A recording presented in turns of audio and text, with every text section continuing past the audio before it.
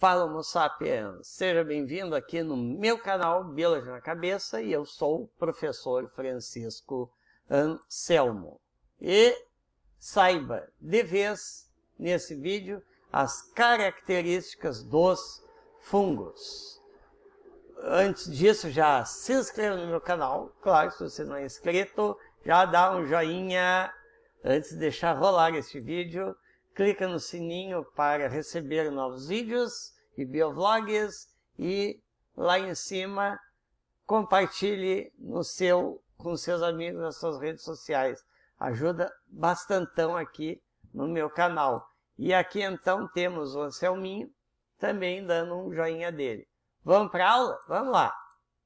Bom, fungos ou fungi é a mesma coisa. Fungi é em latim, que é um idioma muito usado no meio científico, especificamente aqui na biologia. Bom, quem são os fungos? Cogumelos, que uns bem vermelhinho, bolores ou mofo aqui para o mofado, leveduras, fermentos. Então aqui tem outros cogumelos. Está aqui só para exemplificar esses seres vivos do reino dos fungos ou fungi. Características gerais. Eles são eucariontes, ou seja, dentro da célula tem estruturas membranosas, principalmente o núcleo, que tem a membrana que empacota o material genético. Unipluricelulares, podem ter uma célula ou várias. Heterotróficos, ou seja, eles precisam se alimentar para obter energia e não usar a luz do sol para produzir energia.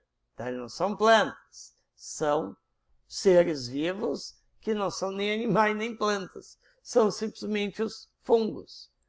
A respiração deles é aeróbia, ou seja, na presença do ar, do oxigênio, mais especificamente, e anaeróbia, né? Ou seja, eles respiram, né? Suas mitocôndrias, certo? Vão fermentar, né? Porque eles não precisam necessariamente do que? Do oxigênio.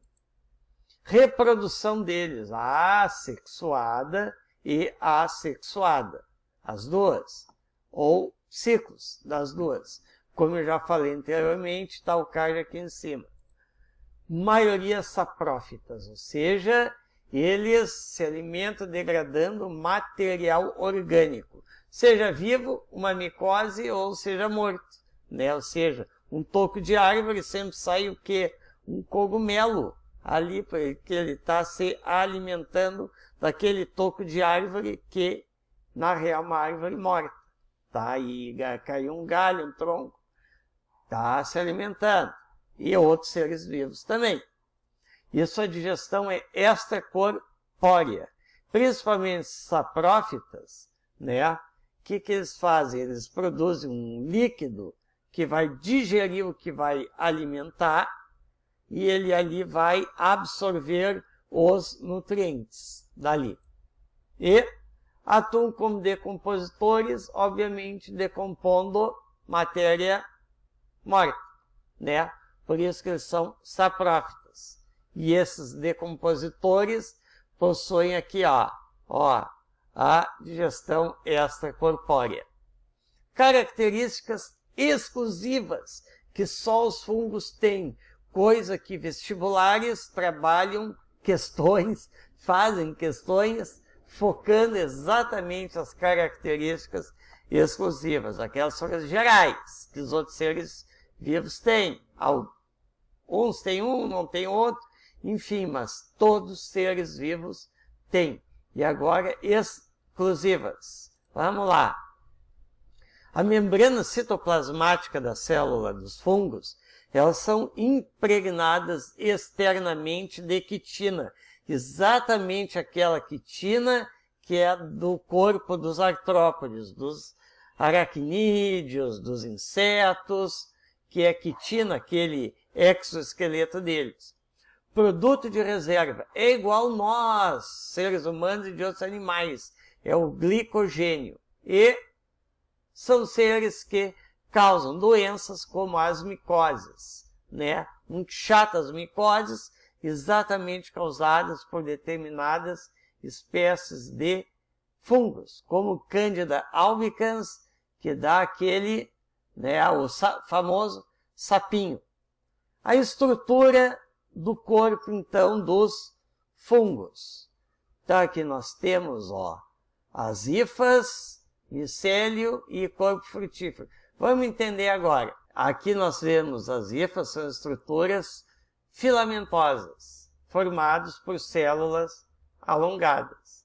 E então, o conjunto dessas hifas entrelaçadas acaba, então, formando o corpo do fungo, em que nós chamamos de micélio. Sim, esse micélio vai ser todo o conjunto dessas hifas. Aqui o micélio, então, todo ele são hifas entrelaçadas. E o corpo de frutificação é a parte visível, tá? Aqui a gente vê o que emerge do solo, no caso aqui, que é um cogumelo comum. Então, e ele é responsável pela reprodução do fungo, onde tem estruturas que vão produzir os esporos, que é o meio pelo qual esses seres se reproduzem. E essas hifas, então, que eu falei, elas podem ser de dois tipos, cenocíticas ou septadas.